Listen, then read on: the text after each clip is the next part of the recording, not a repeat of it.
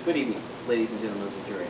My name is Joshua Lederman, representing my client, police officer Edward Waldman.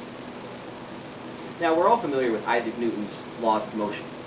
His first law of motion states that for every action, there's an equal and opposite reaction. For everything that happens, there's an equal and opposite reaction against what force has been exerted. Now, that's why we're here today. We're here to discuss an action, and we're here to discuss an equal and opposite reaction. Now, before we get into the details of the case, before we get into the minutiae of the case, let's take a moment to try to wrap our heads around the big picture. What really happened? There'll be plenty of time during the course of this trial to bore you with depositions and medical testimony and ballistics evidence, things of that nature.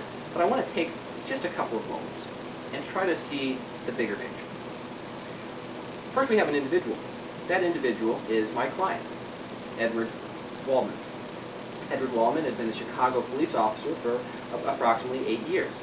His longtime partner was a man by the name of Morris Levy. Morris Levy and Waldman had worked together for a long time. They knew each other, they trusted each other, they protected each other. Now, on the night in question, December 7th, officers Waldman and Levy were dispatched to investigate the scene of a burglary, a convenience store burglary. By the time they arrived at the scene, though, the burglar had escaped on foot. Officers Waldman and Levy then were dispatched to search the surrounding area to see if they could find the burglar. They did this. As they were searching, we come to our second point, though. We have an incident. As they were driving their unmarked car, they were both in plain clothes at the time, being assigned to anti-crime units. As they were driving, searching for the burglar, they were approached very rapidly from behind by an unknown vehicle, driven by an unknown person. They pulled over to the side of the street, allowed the vehicle, which was honking its horn and flashing its lights, to pass. They thought that that was that. They had seen the last of the vehicle. They continued their search for the burglary suspect. Only as they continued their search on a side street, they saw the vehicle again approaching from the rear, again honking its horn, flashing its lights. Only this time the street was more narrow. They did not have room to pull to the side and allow the vehicle to pass. So they continued down the block, took the next side street, thinking the vehicle would drive on. But that's not what happened. The vehicle pulled in behind officers Waldman and Levy. The drivers began to exchange words. The driver of the second vehicle, which turned out to be Robert Ramirez, began shouting at the police officers. Police officers shouted back. Robert Ramirez then exited his vehicle, as did Waldman's partner, Morris Levy.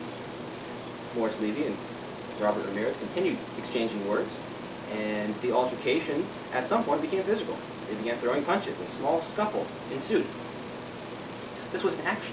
It required a reaction. Officer Levy fought back. Then the fight escalated. Robert Ramirez drew a knife.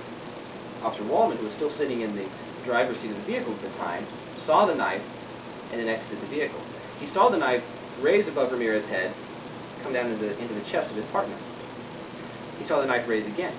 At this point, the action required another reaction. Officer Waldman had a decision to make. He could either do nothing and risk losing his partner, or he could see that the action was stopped through an equal and opposite reaction. As he saw the knife raised above Ramirez's head, threatening to come down into his partner yet again, he knew there was only one thing to do. He pulled his gun from his holster, trained it on the back of Ramirez, and pulled the trigger. This leads to our third and final point. We have an injury. The injury resulted from a gunshot wound to the back of Robert Ramirez. He suffered an injury. Well, the question that we must ask is, was this injury necessary? Was it warranted? Did Ramirez deserve the injury, or was it simply an abuse of police power?